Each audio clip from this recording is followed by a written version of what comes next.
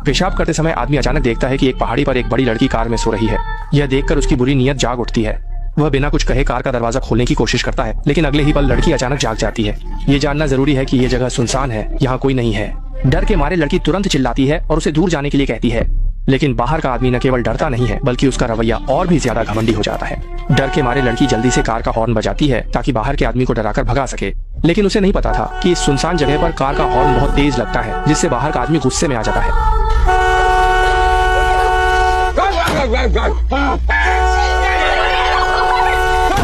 सौभाग्य से जल्द ही पास का एक दाढ़ी वाला आदमी वहां आ जाता है। लड़की ने देखा कि कोई आ रहा है, उसने सोचा कि उसकी जान बच जाएगी। जब वह पास आता है तो पता चलता है कि दाढ़ी वाला आदमी और वह आदमी एक ही गिरोह के हैं। यह देखकर लड़की डर के मारे स्तब्ध हो जाती है,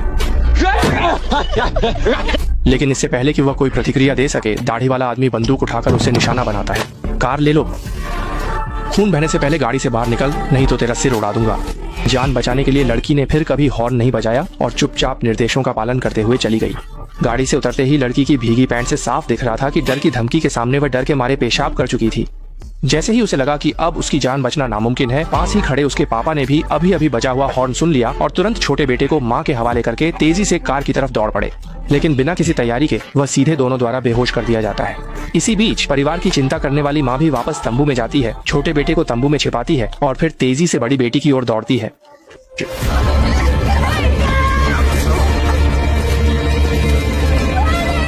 माँ चिल्लाती है कि बेटी जल्दी भागे, लेकिन अगले ही पल दाढ़ी वाले आदमी ने हवा में एक गोली चला दी और धमकी दी कि अगर वह आगे भागने की कोशिश करेगा तो उसके माता पिता को गोली मार देगा। कोई रास्ता नहीं था, उसे मजबूरी में आत्मसमर्पण करना पड़ा। उसे पता नहीं था कि इसी वजह से पूरे परिवार को विकृत यातना झेलनी पड़ी। जैसे ही अपराधियों ने उनके हाथ बांध दिए, वे उन्हें पहाड़ी पर बड़े पेड़ के नीचे ले गए। अभी पति पत्नी यह समझ भी नहीं पाए थे कि अपराधी क्या करना चाहते हैं। अपराधी ने उसके सिर पर एक कोल्ड ड्रिंक का कैन रख दिया और 100 मीटर दूर जाकर बंदूक से उस कैन को निशाना बनाया। स्पष्ट है, अपराधी अपनी बंदूक चलाने की काबिलियत का अभ्यास करना चाहता है, लेकिन इससे पहले कि अपराधी गोली चलाए, पिता की घबराहट के कारण कैन जमीन पर गिर जाता है। गुस्से में दाढ़ी वाला आदमी उसे सीधे एक जोरदार लात मारता और फिर कैन को दोबारा उसके सिर पर रख देता है, लेकिन इस बार कैन फिर से जमीन पर गिर जाता है, जिससे गुस्सैल अपराधी शर्म और गुस्से से भर जाता है। वह बिना कुछ कहे उसके सिर को निशाना बनाता है। अपने पति को अपनी आंखों के सामने जीवित मरते देख पत्नी तुरंत रूठकर विरोध करने लगती है, लेकिन इस सुनसान जगह पर विरोध करना बिल्कुल बेकार है। जैसे ही दाढ़ी वाला आदमी उसे थप्पड़ मारकर बेहोश कर देता है, कैन उसके सिर पर रख दिया जाता है। अब दाढ़ी वाले आदमी की बारी है गोली चलाने की, लेकिन दाढ़ी वाले आदमी की शूटिंग बहुत खराब होती है। पहली गोली 30 सेंटीमीटर दूर जाती है। इससे दाढ़ी वाला आदमी शर्मिंदा हो जाता है और एक गोली महिला के सीने में मार देता है। कहना पड़ेगा, ये दोनों अपराधी पहाड़ी पर किसी के न होने का फायदा उठाकर पूरी तरह से बेकाबू हो गए हैं। लेकिन वे यही नहीं रुकते। ये सुनिश्चित करने के बाद कि दोनों मर चुके हैं, वे उस बड़ी बेटी को भी गोली मार देते हैं जो पहले डर के मारे पेशाब कर चुकी थी, और फिर इस विवादित जगह से आराम से चले जाते हैं। ऐसा लगता है कि परिवार को इस तरह से खत्म कर दिया गया है, लेकिन जब दोनों अपने तंबू में लौटते हैं तो उन्हें पता चलता है कि उनके फोन पर दिख रहा है कि परिवार में एक छोटा बेटा भी है, लेकिन इस समय तंबू में कोई नहीं है। असल में छोटा बेटा जागने के बाद देखता है कि माँ तंबू में नहीं है, इसलिए वह अकेले ही लड़खड़ाते हुए जंगल में माँ को खोजने चला जाता है। तभी वह थककर जमीन पर गिर जाता है। अचानक उसने देखा कि एक महिला पहाड़ी पर कैंपिंग कर रही है।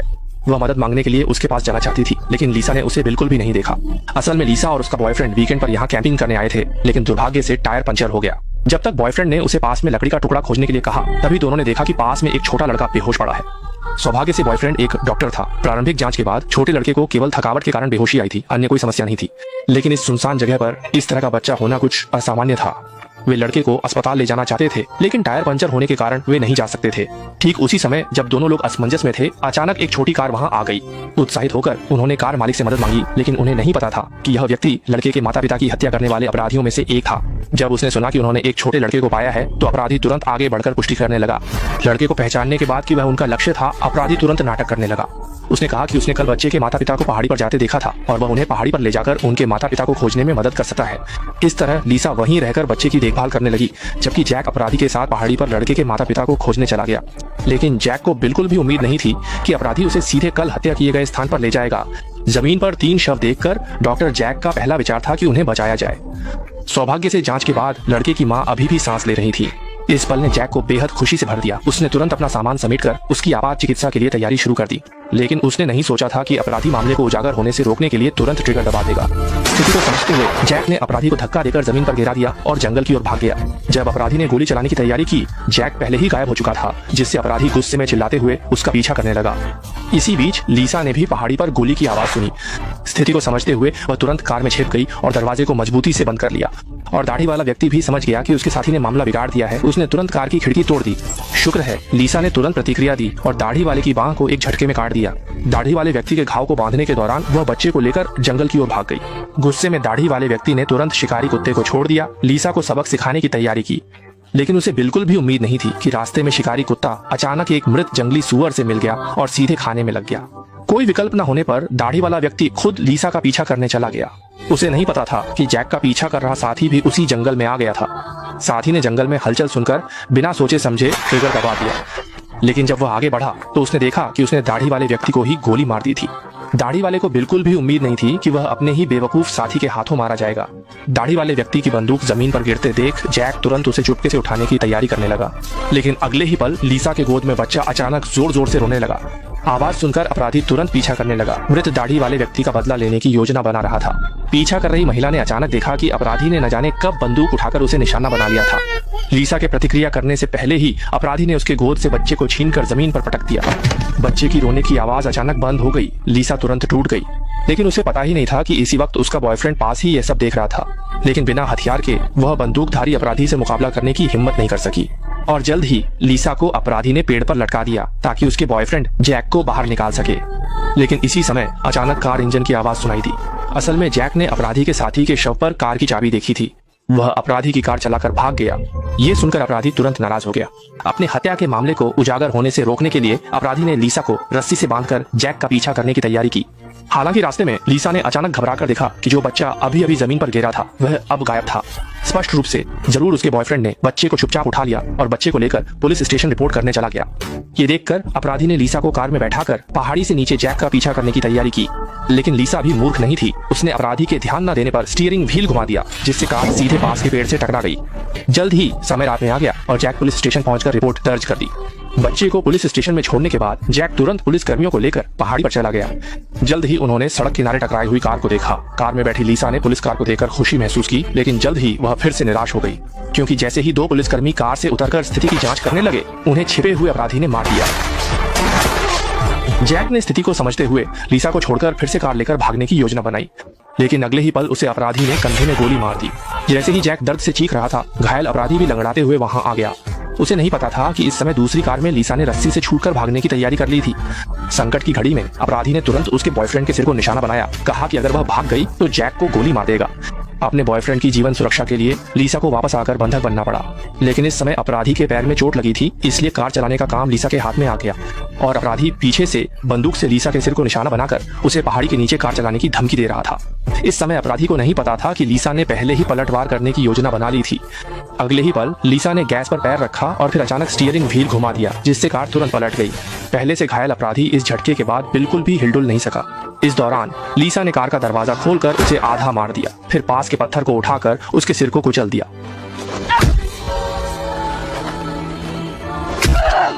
इस तरह ये भागने का खेल आखिरकार खत्म हुआ और कहानी के अंत में लीसा और उसके बॉयफ्रेंड को पुलिस ने सुरक्षित बचा लिया और उन्होंने नई जिंदगी पाई। इसके साथ ही फिल्म का खूनी अध्याय समाप्त हो जाता है। ये फिल्म एक जोड़े की कैंपिंग यात्रा के दौरान अपराध करते हुए अपराधियों से सामना होने और चुपचाप भागने की कोशिश में फंस जाने की दुखद कहानी बताती है। ये फिल्म हमें बताती है कि जब हम खतरे का सामना करते हैं तो सबसे पहले शांत रहना चाहिए और अपनी जीवन सुरक्षा सुनिश्चित करनी चाहिए। दूसरा, तुरंत पुलिस को सूचित करें और सही स्थान बताएं। तीसरा, अपराधियों के साथ सीधे टकराव से बचें और अपनी शारीरिक शक्ति को प्राथमिकता दें। एक जोड़ा अभी अभी जागा था और उन्होंने डर के मारे देखा कि नीचे एक बेघर आदमी जमीन पर पड़ी ईंटों के साथ अजीब तरीके से मिल गया है। बचाव दल के पास कोई उपाय नहीं था और वे बेघर आदमी को जबरदस्ती खींचकर बाहर निकालने की योजना बना रहे थे। हालांकि उसका निचला हिस्सा पूरी तरह से जमीन के साथ मिल चुका था। किसी भी तरह की खींचतान बेकार साबित हो रही थी। अंततः सभी लोग बेबस होकर देखते रहे कि कैसे वह बेघर आदमी धीरे धीरे सड़क के साथ एक हो गया। यह दृश्य देखकर जोड़ा अपनी आंखों पर विश्वास नहीं कर पा रहा था। इतना ही नहीं, जब उन्होंने समाचार देखा तो उन्हें पता चला कि आज का यह अजीब दृश्य कोई अकेला मामला नहीं था। दुनिया भर में इसी तरह की घटनाएं लगातार हो रही थी। इस समय समाचार में इस घटना के पीछे का कारण भी बताया गया। दरअसल पृथ्वी पर एक अज्ञात वायरस का संक्रमण फैल गया था। प्रारंभिक अवस्था में शरीर पर कुछ छोटे मांस के दाने उगाते थे और समय के साथ संक्रमित व्यक्ति की त्वचा संपर्क में आने वाली वस्तु के साथ समरस हो जाती थी। अंततः दोनों अनियंत्रित रूप से एक हो जाते थे, यहाँ तक कि कई पर्वतारोही भी अनजाने में पत्थर के आदमी बन गए थे। ये देखकर निक के रोंगटे खड़े हो गए और वह तुरंत बाथरूम में जाकर अपने शरीर पर ऐसे किसी दाने की जांच करने लगा। जब उसने पुष्टि कर ली कि वह संक्रमित नहीं है तो उसने आवर्धक कांच उठाया और अपनी प्रेमिका की भी बारीकी से जांच की। जब यह सुनिश्चित हो गया कि उसकी प्रेमिका भी सुरक्षित है तो दोनों ने राहत की सांस ली। उस भयानक संक्रमण के लक्षणों के बारे में सोचकर निक अनायास ही डर गया और समझ गया कि अब और इंतजार नहीं किया जा सकता। अगले दिन सुबह निक ने प्लास्टिक की शीट से सभी दरवाजे और खिड़कियों को पूरी तरह से ढक दिया। उसे असुरक्षित महसूस हुआ, इसलिए उसने घर के अंदर और बाहर कीटाणुनाशक से सफाई की। निक को लगा कि अब उसे कोई चिंता नहीं है, लेकिन उसे यह जानकर बहुत आश्चर्य हुआ कि इस वायरस का प्रसार उसकी कल्पना से कहीं अधिक तेज था। सिर्फ आधे घंटे के भीतर ही हजारों लाखों लोग संक्रमित हो गए। इस अचानक आई आपदा से निपटने के लिए अधिकारियों ने एक अस्थायी क्वारंटाइन स्टेशन बनाया और सभी संक्रमित लोगों को एक साथ अलग थलग कर दिया और अन्य निवासियों को घर में रहने का आदेश दिया। शुरू में निक और उसकी प्रेमिका इस शांतिपूर्ण 2 व्यक्ति दुनिया का आनंद ले रहे थे। हालांकि जैसे जैसे स्थिति गंभीर होती गई, बिजली भी बिना किसी देखभाल के बंद हो गई और अपार्टमेंट में फंसे निवासी केवल पाइप के माध्यम से स्थिति का आदान प्रदान कर सकते थे। लेकिन हर कोई बिना किसी अपवाद के इस वायरस के बारे में बहुत कम जानता था। कुछ लोगों का मानना था कि वायरस आंखों के संपर्क से फैलता है, जबकि कुछ का मानना था कि यह हवा के माध्यम से फैलता है। सौभाग्य से निक की हाथ से काम करने की क्षमता बहुत अच्छी थी। उसने घर की साइकिल को एक साधारण मानव जनरेटर में बदल दिया। जैसे ही उसने देखा कि लाइट धीरे धीरे जलने लगी, उसकी प्रेमिका लिसा तुरंत कंप्यूटर के पास आई, यह सोचकर कि वह इंटरनेट पर बाहर की दुनिया की ताज़ा खबरें देख सके। लेकिन उसे बहुत निराशा हुई क्योंकि कंप्यूटर को कोई भी सिग्नल नहीं मिल रहा था। बोरियत में उसने समय बिताने के लिए तस्वीरें देखना शुरू कर दिया। लेकिन तभी अचानक एक छोटा पत्थर उसके पैर में चुभ गया। शुरू में उसने इसे नजरअंदाज कर दिया और पत्थर को एक तरफ फेंक दिया, लेकिन थोड़ी देर बाद दीवार से एक और पत्थर गिर गया। इसने लिसा को तुरंत सतर्क कर दिया और वह जल्दी से दीवार की जांच करने के लिए झुक गई। जब उसने करीब से देखा तो वह डर के मारे देखती रह गई कि मेज के नीचे से पत्थरों का एक ढेर अचानक उभर आया है और वह ढेर जैसे जीवित हो गया हो, पागलों की तरह हिलने लगा। उसने तुरंत अपने प्रेमी निक को बुलाया। जब उन्होंने टॉर्च से ध्यान से देखा तो उन्होंने पाया कि पत्थरों के ढेर में एक मानव चेहरा भी लिपटा हुआ था। आंखों और चेहरे की बनावट से निक ने तुरंत पहचान लिया कि यह उसका पड़ोसी है। असल में बगल वाला पड़ोसी एक घिनौना विकृत व्यक्ति था जो अक्सर दीवार से चिपककर निक और उसकी प्रेमिका की निजी गतिविधियां चुपचाप सुनता रहता था। इसलिए वायरस से संक्रमित होने के बाद वह दीवार के साथ मिल गया और इस भूतिया रूप में बदल गया। दूसरे को खुद से संक्रमित होने से बचाने के लिए लिसा ने बिना कोई सवाल किए लोहे की पाइप उठाई और पत्थर के आदमी पर जोर से मार दिया। अंत में हालांकि उन्होंने पत्थर के आदमी को सफलतापूर्वक हटा दिया, लेकिन निक को कई पत्थरों के टुकड़ों से चोट लग गई। अपने प्रेमी को पत्थर का आदमी बनने से बचाने के लिए लिसा ने चिमटी उठाई और निक के शरीर में धंसे सभी पत्थरों के टुकड़ों को एक एक करके निकाल दिया। इस प्रक्रिया के दौरान निक दर्द से बेहोश हो गया। लेकिन अच्छी बात यह रही कि निक को वायरस का संक्रमण नहीं हुआ। कुछ समय के इलाज के बाद निक धीरे धीरे ठीक हो गया। जब लिसा ने देखा कि उसके बॉयफ्रेंड को कोई खतरा नहीं है तो उसका दिल शांत हो गया। इसके बाद उसने जनरेटर चालू किया ताकि टीवी के माध्यम से बाहरी दुनिया की स्थिति देख सके। लेकिन जो दृश्य उसने देखा उसने दोनों को दुखी कर दिया। उन्होंने देखा कि अधिकारियों द्वारा स्थापित क्वारंटाइन सेंटर अब पूरी तरह से बर्बाद हो चुका है और स्वास्थ्य कर्मी और संक्रमित लोग वे सब जमीन के साथ एक हो चुके थे। लेकिन इससे पहले कि दोनों कुछ समझ पाते, खिड़की से एक अजीब सी आवाज आई। संदेह के साथ लिसा धीरे धीरे खिड़की के पास गई और जब उसने आवाज की दिशा में देखा तो दोनों ने डर के मारे देखा कि एक आवारा कुत्ता उनके घर की खिड़की के साथ मिल गया है। लेकिन खिड़की के बाहर का दृश्य और भी अविश्वसनीय था। उन्होंने देखा कि अनगिनत जानवर और पौधे अपार्टमेंट की दीवारों से अजीब तरह से चिपके हुए हैं। इस दृश्य को देखकर दोनों को तुरंत एहसास हुआ कि वायरस फैल चुका है। दरअसल दूर भविष्य में दुनिया भर में एक अज्ञात वायरस फैल गया था जिसके संक्रमित लोग अंततः संपर्क में आने वाली वस्तुओं के साथ मिल जाते थे और वह आवारा कुत्ता लकड़ी के साथ एक हो गया था। जब लिसा डर के मारे कुछ नहीं कर पा रही थी तो उसके पीछे की लकड़ी मानो जीवित हो गई और धीरे धीरे उसकी ओर बढ़ने लगी। सौभाग्य से दोनों ने तेजी से प्रतिक्रिया की और समय पर कमरे से बाहर निकल गए। चारों ओर की डरावनी आवाजें सुनकर दोनों डर के मारे पास के स्टोर रूम में छिप गए। लेकिन इससे पहले कि वे राहत की सांस ले पाते, उन्होंने देखा कि स्टोर रूम तेजी से सिकुड़ रहा है। जल्द ही दोनों इतनी बुरी तरह से दब गए कि सांस नहीं ले पा रहे थे। जब उनकी चेतना धुंधली होने वाली थी तो स्टोर रूम का दरवाजा धीरे धीरे खुल गया और चारों ओर अजीब आवाजें आ रही थी। निक को समझने का समय नहीं मिला कि क्या हो रहा है। लिसा ने डर के मारे देखा कि दीवार पर एक आंख है। दरअसल पड़ोसी मरा नहीं था बल्कि दीवार के साथ मिल गया था। निक ने यह देखा तो उसने तेजी से किचन का चाकू उठाया और वार कर दिया। फिर उसने स्टोर रूम का दरवाजा मजबूती से बंद कर दिया। इस समय बाहर की लिसा ने देखा कि खिड़की पर लकड़ी का टुकड़ा रहस्यमय तरीके से गायब हो गया है। अब दोनों को समझ नहीं आ रहा था कि क्या करें। और भी बुरा यह हुआ कि लिसा ने अचानक देखा कि उसके शरीर पर छोटे छोटे मांस के टुकड़े उगने लगे हैं और उसकी त्वचा भी खुरदरी हो गई है। यह स्पष्ट रूप से संक्रमण के शुरुआती लक्षण थे। अपनी पीड़ित गर्लफ्रेंड को देखकर निक को समझ नहीं आ रहा था कि उसे कैसे बचाया जाए। असहाय होकर उसने अपनी गर्लफ्रेंड के शरीर से छोटे मांस के टुकड़े काट दिए, लेकिन इससे वायरस का प्रसार नहीं रुका। जब निक गहरे निराशा में डूबा हुआ था तो बाथरूम के टॉयलेट से आवाज आई। दरअसल ऊपर के फ्लैट का निवासी टॉयलेट के साथ मिल गया था। उसने निक को सलाह दी कि वह अब और जिद न करे। उसने कहा कि इस वायरस का प्रसार बहुत तेजी से होता है और इसका इलाज संभव नहीं है। जल्द ही निक भी अपार्टमेंट का हिस्सा बन जाएगा।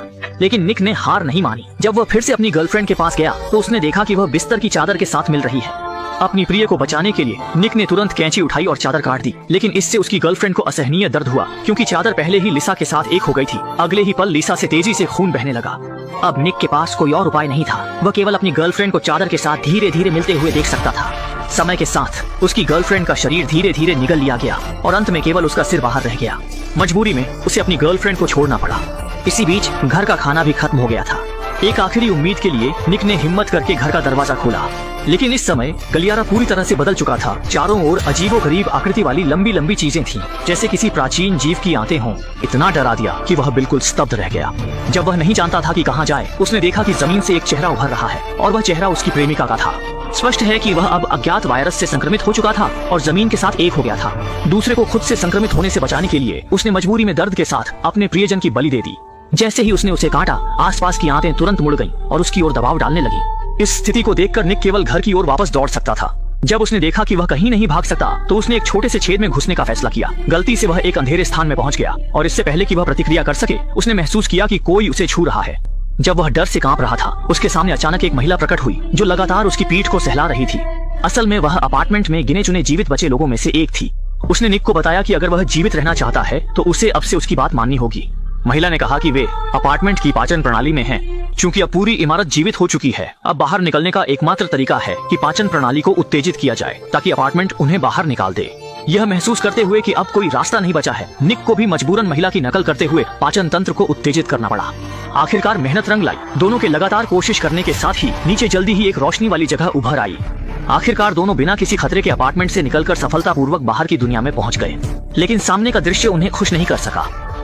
उन्होंने देखा कि उनकी महंगी खरीदी गई अपार्टमेंट वायरस के प्रकोप के बाद एक विकृत जीवन के मांस के टुकड़े में बदल गई थी और अब बाहर की दुनिया एक प्रलय के दृश्य की तरह थी। चारों ओर अज्ञात धुंध से ढकी हुई थी और हवा में लगातार अज्ञात वस्तुएं गिर रही थीं। जब दोनों नहीं जानते थे कि क्या करें, तो पास में एक ड्रोन धीरे धीरे उड़ता हुआ आया और ऊपर से एक प्रसारण चल रहा था जो बचे लोगों को उसके पीछे चलने के लिए कह रहा था, यह कहते हुए कि वह उन्हें सुरक्षित स्थान पर ले जाएगा। लेकिन इस समय निक ने ड्रोन के पीछे जाने और आश्रय में जाने का विचार छोड़ दिया और अपार्टमेंट के पास वापस लौटकर खुद को छोड़ दिया। उसने सोचा कि अगर वह लड़ नहीं सकता तो बेहतर होगा कि जल्दी से शामिल हो जाए। कुछ ही समय में अपार्टमेंट ने उसे पूरी तरह निगल लिया और जैसे ही वह अपार्टमेंट के साथ मिल गया, पृथ्वी पर सभी चीजें बदल गईं। पहाड़, नदियां सब एक हो गए और फिल्म का अंत हो गया।